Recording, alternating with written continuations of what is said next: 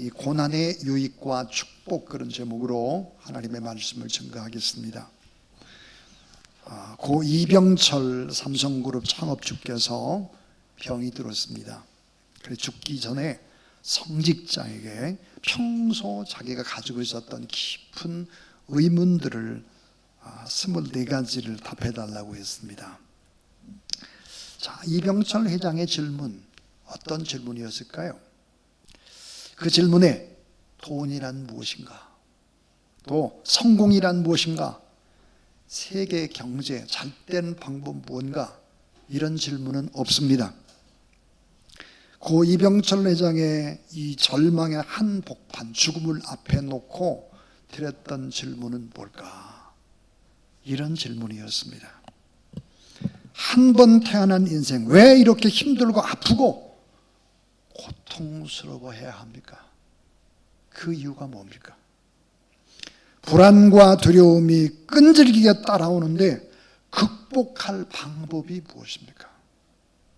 가슴속에 분노가 가득한데 이 분노를 다스릴 수 있는 방법, 그 방법은 무엇입니까? 모든 것을 포기하고 싶은 좌절의 순간, 출구는 어디에 있나요? 그 다음에 이제 이런 얘기도 있습니다. 하나님은 살아계십니까? 그렇다면 어디에 숨어 계십니까? 천국과 지옥은 있습니까? 이런 질문들이죠. 이런 질문 24가지를 답해달라고 했습니다. 자, 이 같은 질문들은 모두 다 본질과 영원, 그리고 존재에 대한 질문입니다. 왜 대부분의 사람들은 죽기 전에 이런 깊은 질문을 던질까? 이런 질문의 답은 이미 성경에 나와 있습니다. 그런데 그 성경을 좀 더 일찍 보고 깨달으면 얼마나 좋을까? 죽기 직전에 이 본질적인 문제를 보고 알 수 있다면 그것도 축복입니다. 뒤늦게라도 깨달으면 그건 정말 축복인데요, 일찍 깨달았다고 하면 그건 더더욱 더 놀라운 축복이죠. 자, 전도서에서 수없이 반복되는 하나님의 말씀, 헛되고 헛되니 모든 것이 헛되고 헛되도다. 이런 고백을 통해서 고난의 의미를 배울 수 있다 하는 것입니다. 자, 그토록 좋아하던 돈도, 그렇게 열망하던 명예도, 그렇게 누리고 싶은 기쁨과 쾌락도 다 헛된 것이다. 이것을 깨달아 알고 배우는 것이 뭘까? 고난을 통해서다 그랬습니다. 비로소 실제적으로 몸으로 이런 고난을 경험하게 될 때 고난을 통해서만 얻고 깨닫고 배우는 귀한 유익과 축복이 있다 하는 것입니다. 그래서 왜 사느냐라고 하는 이런 질문보다 왜 고난이 있냐는 질문이 더 본질적인 질문이 될 수가 있습니다. 자, 시편 119편 71절에 고난당한 것이 내게 유익이라 이런 말미암아 내가 주의 율례를 배우게 되었나이다 그랬습니다. 자, 고난 받기 전에는 잘 보이지 않던 것들이 이 삶에 내가 직접 고난을 당하게 되니까 영원을 바라보게 함으로 영원의 세계에 대한 그런 눈이 열린다. 그래서 이 고난이라는 것은 참 유익과 축복이 된다 하는 거죠. 자, 시 하나를 보겠는데요, 여러분 잘 아는 대추 하늘이라는 시입니다. 정석주 시인의 시인데, 자, 한번 보시죠. 적에 저절로 붉어질 리는 없다. 저 안에 태풍 몇 개, 천둥 몇 개, 벼락 몇 개, 번개 몇 줄기, 적에 저절로 붉어질 리는 없다. 이 짧은 시는 대추 한 알이 빨갛게 익어가기까지 겪는 자연의 고난과 인내를 함축적으로 그려내고 있는 짧은 시입니다.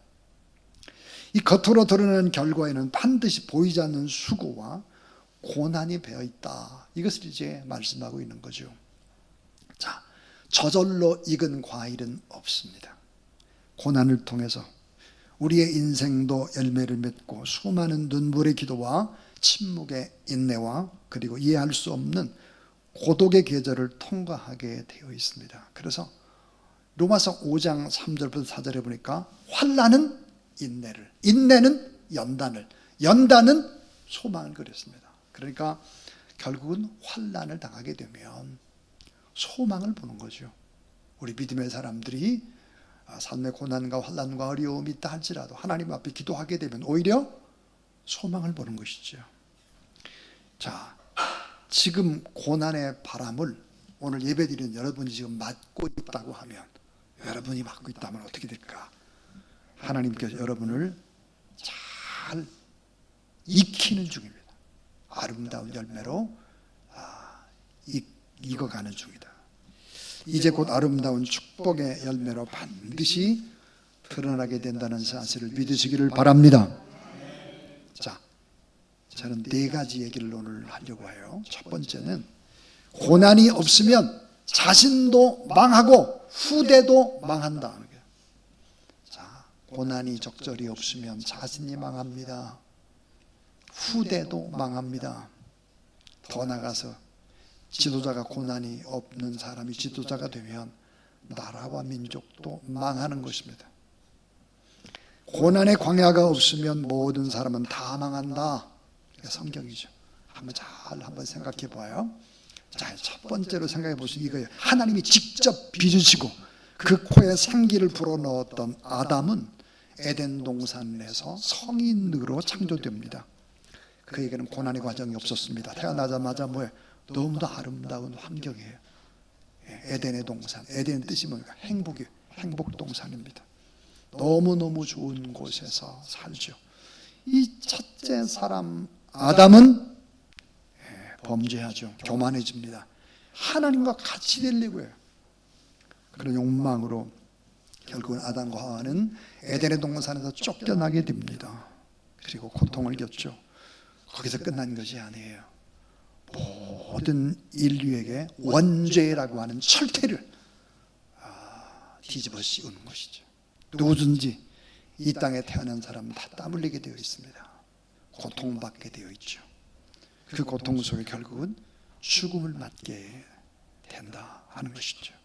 이 첫째 사람 아담, 고난이 없을 때 이렇게 되는 거예요.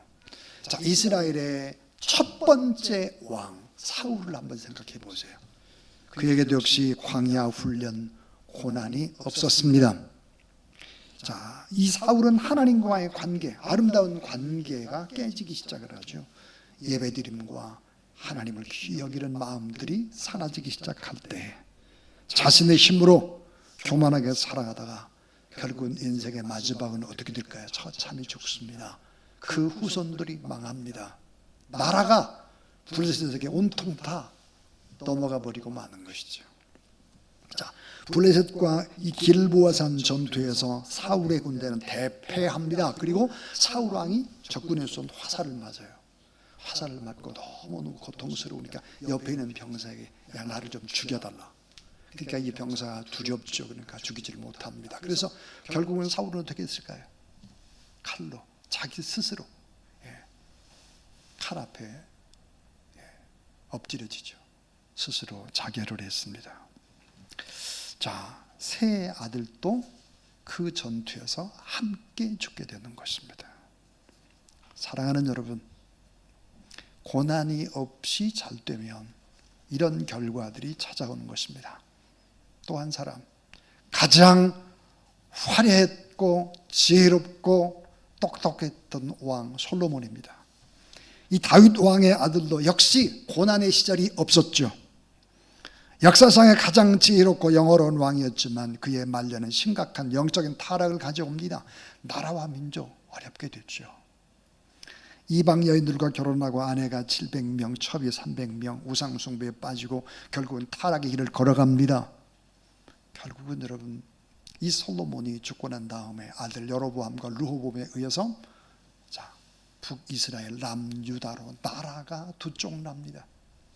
이 나라가 결국은 동족 상잔의 비극이 일어나게 되죠. 그런데 여러분, 솔로몬 때는 그래도 나라가 망하지 않도록 했죠. 왜 그랬을까? 하나님을 사랑하는 다윗과의 사랑의 언약 때문입니다. 그래서 솔로몬 때까지는 나라와 민족을 지켜주겠다는 언약, 약속 때문이죠. 솔로몬이 죽고 나니까 나라는 그렇게 찢어지고 만 것입니다. 자, 여러분, 이렇게 이 고난이 없이 리더가 되고, 고난이 없이 엄마 아빠가 되고, 고난이 없이 목회자가 되고 장로님이 되고, 말이 안 돼요. 말이. 그래서 이 고난의 광야 훈련을 받은 사람들은 어떻게 될까? 반대로 한번 생각해 보세요. 모세는 여러분 잘 아는 대로 40년 광야 생활을 통해서 이스라엘 민족의 리더, 지도자가 되고 하나님의 일꾼이 됩니다. 다윗은 어느 정도였을까? 15년 정도 광야로 쫓기는 신세가 되죠. 결국은 하나님 마음에 합한 사람이 됩니다. 모든 왕들의 모범 교과서가 되죠. 예수 그리스도 육신의 조상이 됩니다. 자, 여러분, 사도 바울은 어떠실 것 같습니까? 얼마나 탁월한 사람입니까? 이 사도 바울의 삶도 찬찬히 분석해 보면 학문적으로 신분적으로 탁월했지만 다메섹에서 예수 그리스도를 만난 이후에 그는 어디로 가나? 아라비아 광야로 가게 되죠. 그리고 예루살렘 교회로 돌아와서나 환영을 받지 못했습니다. 그도 그럴 것이 수많은 하나님의 사람들을 죽이고 교회를 불태웠던 왕인 살인자이기 때문에 예루살렘 교회에서 바울을 받아줄 수가 없죠. 그러니까 결국은 어디로 돌아갔을까요? 자기 고향 다소로 들어가게 됩니다. 다소. 무명의 세월, 긴 세월, 고독한 세월, 장장 거의 17년이라고 하는 고난, 연단, 무명의 세월을 거치면서 그는 하나님의 일꾼, 탁월한 일꾼이 됩니다. 그리고 복음을 증거하게 되는 것이죠. 자, 인류 역사에 가장 많이 고난을 받은 분은 누구실까? 예수 그리스도 있습니다. 하나님으로서 인간의 모습으로 모든 죄를 대속하기 위해서 십자가에 못 박혀 죽으십니다. 그리고 부활하시고 다시 사시고 지금도 역시 우리의 예배드리는 이 모습을 바라보시고 우리가 꼭 필요한 것들을 지금 간구해 주고 계신다. 그런 우리 주님. 자, 이렇듯 고난의 광야 학교를 통해서 자아가 죽는 법과 겸손히 하나님을 의뢰하는 법을 배우게 된다. 그래서 이 하나님의 사람들은 화려한 궁중에서 만들어지질 않아요. 안락한 교실에서 에덴 동산 같은 그런 곳에서 만들어지질 않는다. 그래서 헨리 마틴이라고 하는 아주 유명한 선교사죠.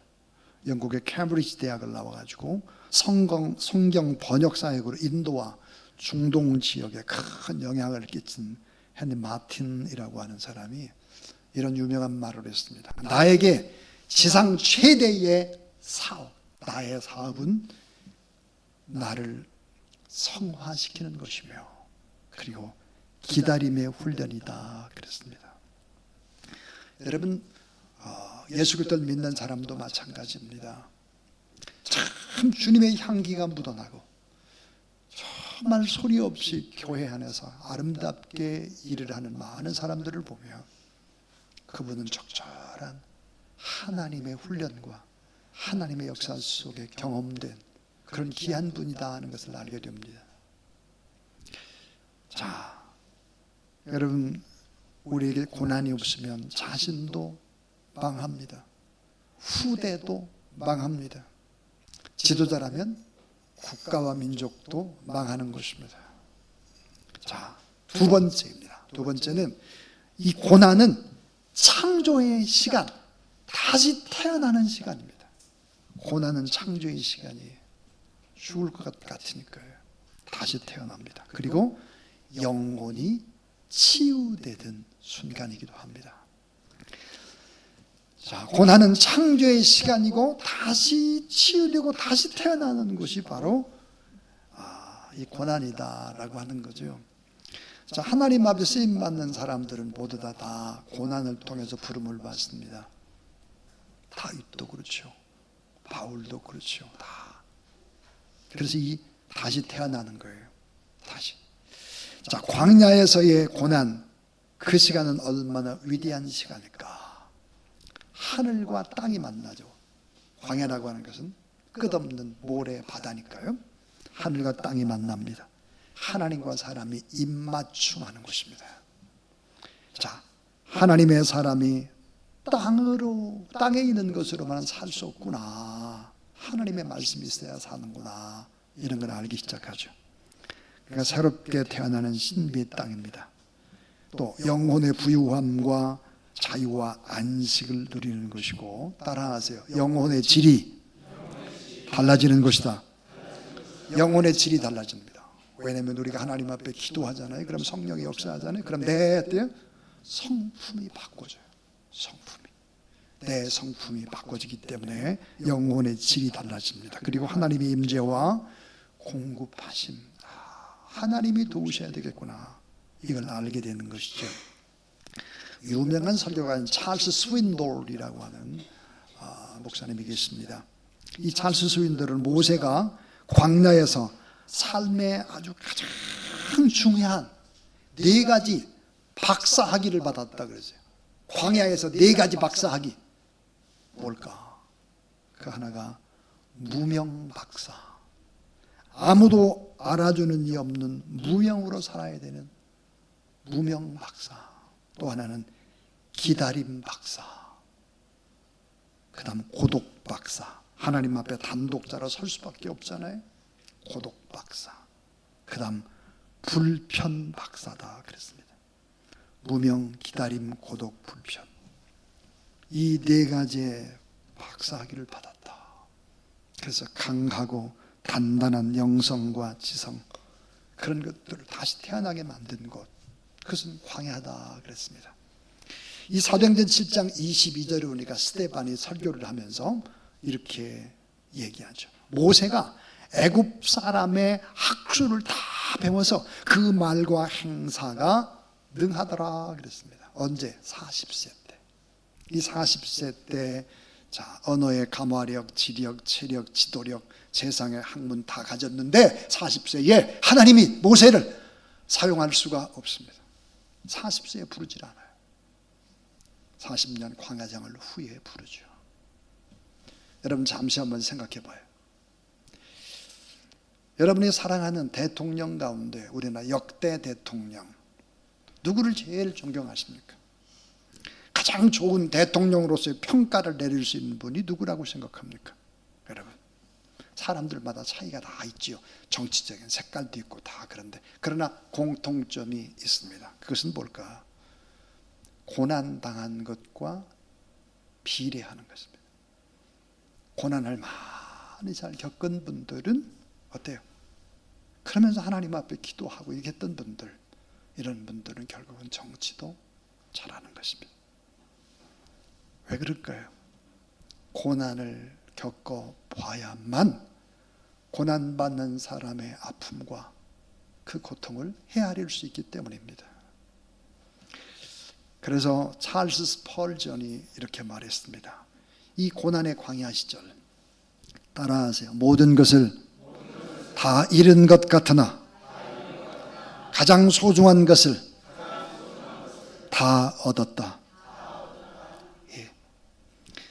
이사야 48장 10절 말씀에 보라, 내가 너를 연단하였으나 은처럼 하지 아니하고 너를 고난의 풀무불에서 택하였노라.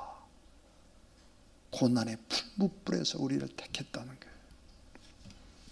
그래서 여러분, 이 고난이라고 하는 것은 결코 나쁜 것이 아니라는 거죠.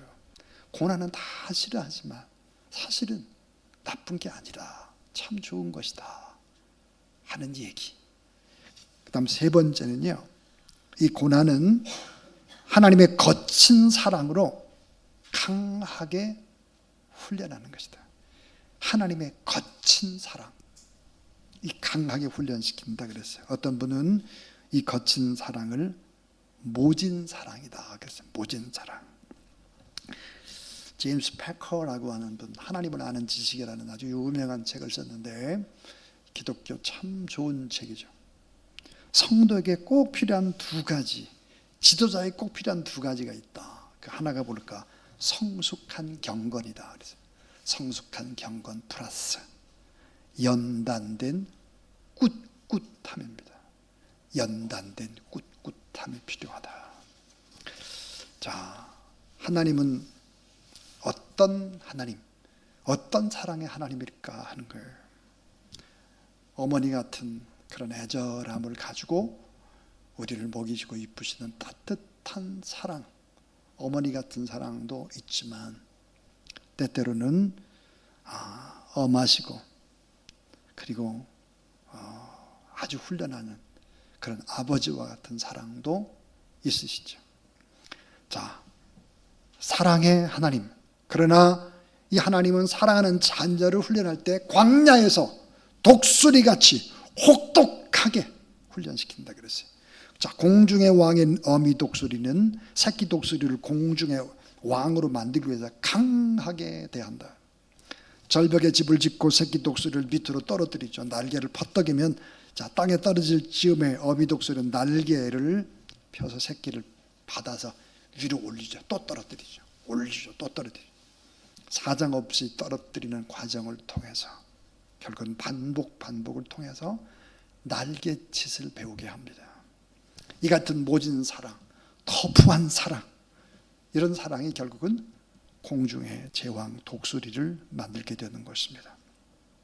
자, 하나님의 선택받은 하나님의 자녀들도 이같이 날갯짓 훈련을 하게 합니다. 그래서 신명기 32장 11절부터 12절에 보니까 마치 독수리가 자기의 보금자리를 어지럽히며 자기 새끼 위에 노풀거리며 그의 날개를 펴서 새끼를 받으며 날개 위에 그것을 엎는 것 같이 여호와께서 홀로 그를 인도하셨고 그와 함께한 다른 신이 없었더라 그랬습니다. 하나님은 때때로 이런 터프한 사랑, 거칠은 것 같은데 이런 깊은 사랑을 가지고 우리를 훈련해낸다 하는 것입니다. 자, 이제 저는 설교를 마치려고 합니다. 이 고난의 유익과 축복에 관한 이야기였는데요. 자, 우리 꼭 잊지 말아야 될 것이 있습니다. 왜 이런 과정이 필요할까? 그것은 고난당한 사람만이 고난받는 다른 사람을 도와줄 수 있기 때문입니다. 자, 우리는 누굴까요? 하나님의 아들과 딸입니다. 지도자들입니다. 그러니까 고난을 당해봐야 고난받는 사람을 잘 도울 수 있잖아요, 우리가. 하나님이 그래서 이런 과정들을 두시는 것이죠. 정신과 의사이면서 임종 연구 분야의 최고 개척자인 현대 죽음학의 선구자입니다. 엘리자베스 키블러-로스라고 하는 사람이 스위스 출신인데 미국에 가서 공부하고 의사가 됐죠. 그런 죽음, 성장의 마지막 단계라는 책 속에서 이런 귀한 얘기를 합니다. 자, 우리가 아는 가장 아름다운 사람들은 패배를 알고 고통을 알며 몸부림을 알고 상실을 알고 그 나락에서 빠져나온 길을 찾은 사람들이다. 그래서 그들은 감사할 줄 알고 민감하며 삶에 대한 이해도 또한 갖고 있다. 그래서 그들에게는 긍휼과 온화함과 깊은 사랑의 관심이 가득하다. 여러분 따라하세요. 아름다운 사람들은 저절로 만들어지지 않는다. 아름다운 사람들은 결코 저절로 만들어지는 것이 아니다 하는 거죠. 사랑하는 여러분, 고린도전서 5장 10절에 보면 잠깐 고난을 당한 너희를 친히 온전하게 세우시며 굳건하게 하시며 강하게 하시며 털을 견고하게 하리라 그랬습니다. 고난을 당한다는 게 고난을. 그런데 이 고난을 주신 하나님은 어떤 분일까? 온전케 하시고 굳건하게 하시고 강하게 하시고 털을 견고하게 하신다. 삶의 터전을 아주 튼튼하게 만들어주신 분이시다. 이게 축복의 하나님이죠. 자, 답이 있는 모든 문제의 답을 AI가 주고 있는 시대. 그러니까 이 AI는 고난을 점점 줄이고 또 고난을 해피하게 만드는 AI 시대. 그러나 인간이 여전히 인간의 실존 문제라든지 온전한 답을 줄 수가 없습니다. 여러분 한번 생각해 보세요. 여러분이 안고 있는 건강의 문제, 물질의 문제, 부부 사이의 갈등, 자녀들의 문제, 부당하고 이해할 수 없는 수많은 고난, 열심히 나는 베풀고 선을 행하며 살아왔는데 내게 고난이 찾아왔다. 이런 많은 사연들을 우리는 안고 있습니다. 자, 이 같은 고난 속에서도 주님께서 우리에게 이렇게 말씀을 하십니다. 부당하게 고난을 받아도 하나님을 생각함으로 슬픔을 참으면 이는 아름다우나. 고린도서 2장 19절입니다. 우리가 고난받을 때 어떻게 해야 될까? 예수 그리스도를 생각하라. 예수 그리스도. 예수님은 어떠셨는데? 예수님 버림받은 자로 십자가에 달리셨습니다. 나의 하나님 어찌하여 나를 버리셨나이까? 울부짖으면서 하나님의 부재를 경험하는 그 순간에도 하나님은 거기 계셨죠. 예수님이 십자가에 달리실 때에도 하나님은 십자가에 함께 달리셨다. 몰트만이라고 하는 학자가 그런 얘기를 했습니다. 예수님은 고난의 맨 마지막 이름을 불렀습니다. 그것은 하나님 아버지입니다. 아버지를 불렀습니다. 사랑하는 여러분, 마지막까지 우리가 부를 수 있는 이름 예수 그리스도. 우리가 마지막까지 부를 수 있는 하나님 아버지, 그분을 생각하십시오. 그리고 슬픔을 참고 견디면 너무너무 아름답다. 이걸 견뎌내면 반드시 고난받는 사람들을 도와줄 수 있다 하는 것입니다. 에스겔 16장 6절에 너는 피투성이라도 살아있어야 된다. 여러분 따라하세요. 다시 이르기를 너는 피투성이라도 살아있으라. 이 말이 뭘까? 하나님은 다 버려진 아이, 죽을 것 같아. 자, 이스라엘을 불쌍히 여겨서 살려내시고 다시 양육해내신다. 다시 살게 하고 다시 복을 준다. 그러니까 너는 피투성이라도 하나님 앞에 살아있어야 한다 그랬습니다.